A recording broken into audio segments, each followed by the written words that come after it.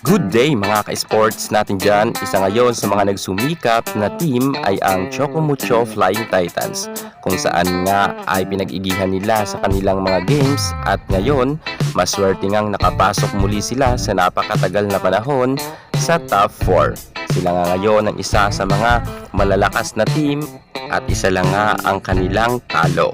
Ang nakatalo lang sa kanila ay ang Creamline Cool Smashers.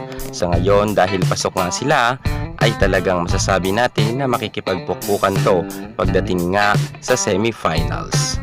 At bukod nga sa Chocomucho, meron pang isang team na laglag noon sa PBL sa standing pero ngayon sure na pasok na. Walang iba kundi ang team nga ni Ea Laure, ang Cherry Tigo. Ang Cherry Tigo mga ka-sports natin dyan ay nagsumikap rin para nga muling makapasok sila sa semifinals sa napakatagal na panahon.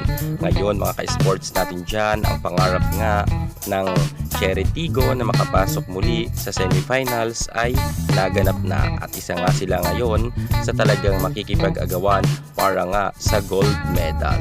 At syempre mga ka-sports natin dyan, magaling talaga ang Cherry Tigo sapagkat meron pa lang silang 2 talo.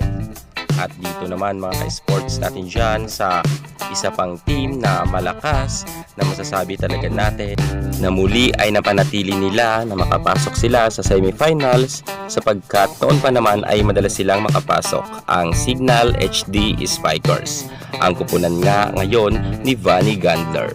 Ngayon mga ka-sports natin dyan, isa rin sila ngayon sa mga nakapasok pagdating nga sa semifinals at isa rin sila sa mga makikipag-agawan nga para nga sa medal. Syempre mga ka-sports, lalaban yan mga ka-sports ang Signal HD Spikers. Natalo man sila ng ibang team sa elimination round pero alam natin ngayon na nasa Final 4 muli sila ay hindi na sila papayag na basta-basta magpapatalo. Iba talaga kasi ang level ng labanan kapag nasa semifinals ka na. At syempre, ang undefeated na Creamline Cool Smashers, sila talaga ang nananatili na wala pang talo. At malinis nga ang kanilang standing pagdating nga sa elimination round. Dito na talaga magkakatalo-talo mga ka-sports natin dyan sa semifinal. Sino kaya makakatalo sa Creamline Cool Smashers sapagkat nga maraming nangangarap talaga ng team na sila ay matalo. At pinaghahandaan talaga nila kapag ang kaharap nila ang defending champion na Creamline Cool Smashers sapagkat alam naman kasi natin kung gaano kalakas ang nasabi nating team ng Team Good Vibes.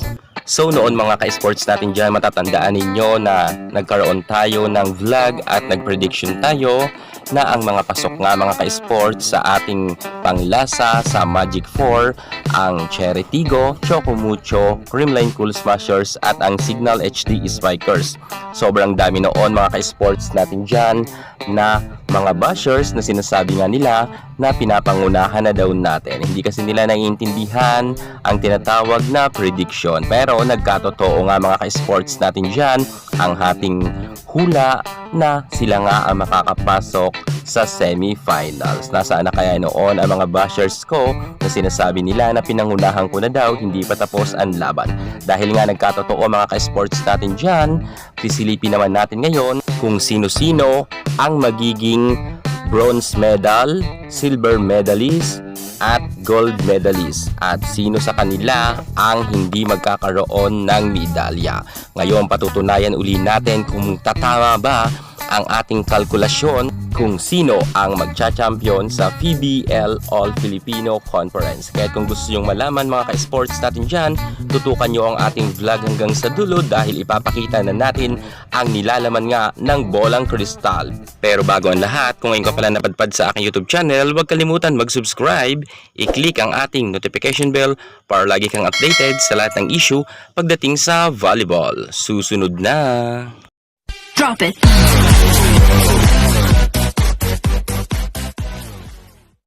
So dahil sila nga mga ka-sports natin dyan ang pasok nga para sa labanan, para nga sa kanilang silver medal, gold medal, bronze medal, at higit sa lahat mga ka-sports, sino kaya sa kanila ang hindi magkakaroon ng medalya?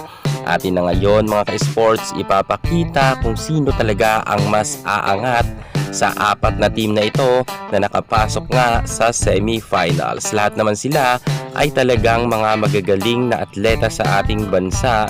Subalit kahit na sabihin natin na magaling ang apat na team na ito, meron talaga sa kanilang mas aangat.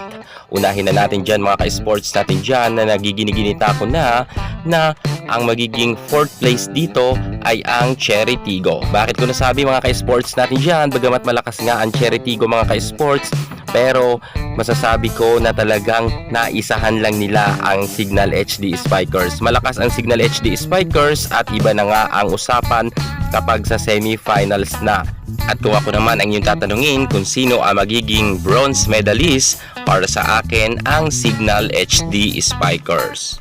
Yan nga mga ka-sports natin dyan ang ating nakakalkula na 4th place ang Cherry, Signal HD Spikers nga ang bronze medal. At ang pasok naman sa atin sa banga para sa silver medal, para sa akin lang ay ang Choco Mucho.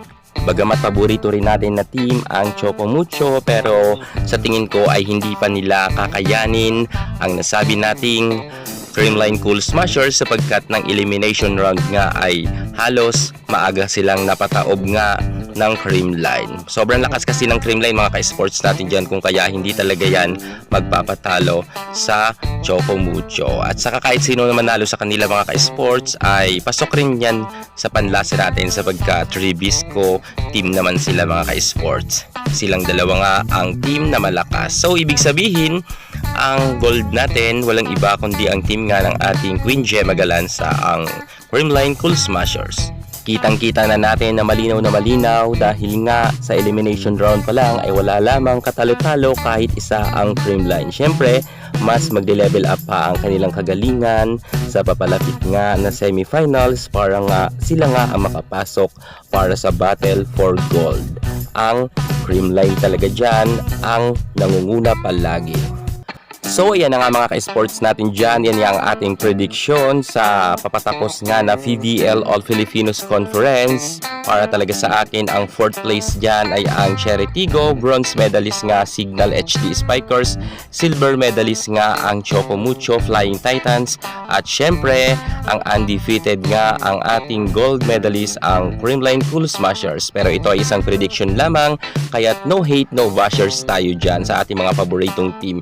Ito ay isang kalkulasyon lang natin dahil nga maaaring mabago pa naman ito mga ka-sports natin dyan. Depende yan sa kanilang galawan sa papalapit na semifinals at sa finals. Kung kaya mga ka-sports natin dyan, baka mamaya marami na naman dyan magsiiyakan dahil nga ang ating gold medalist ay ang Creamline at ang silver medalist natin ang Choco Mucho at ang bronze medal natin ay ang Signal HD Spiker. Siyempre, mga ka-sports natin dyan, maaaring mabago pa nga yan tulad ng sabi ko. Depende na yan sa kanilang galawan kapag nasa battle for bronze, silver, or gold na sila. Kaya mga ka-sports natin dyan, tutukan na lang natin ang kanilang nalalapit na laban. Pero sure tayo mga ka-sports ay hindi malayong mangyari ang aking prediction na naman. Kayo mga ka-sports, para sa inyo, sino ang champion? I-comment naman ninyo yan sa baba. Yan muna ang pinaka-latest natin sa mundo ng volleyball. At para hindi ka mahuli sa lahat ng issue pagdating sa larangan sa volleyball, subscribe na. Thank you so much. God bless.